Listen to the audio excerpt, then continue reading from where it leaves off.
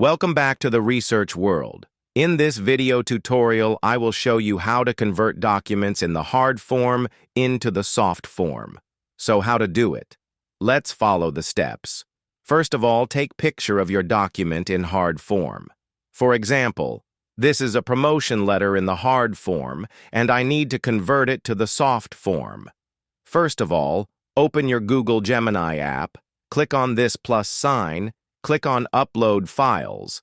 Select file you want to convert into the soft form. Click Open.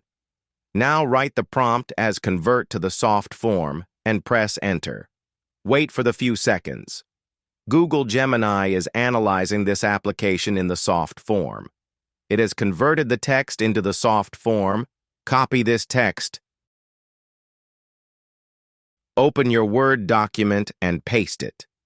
You can make changes to this file according to your requirement. So in this way, you can convert the documents in the hard form into the soft form. Thank you for watching.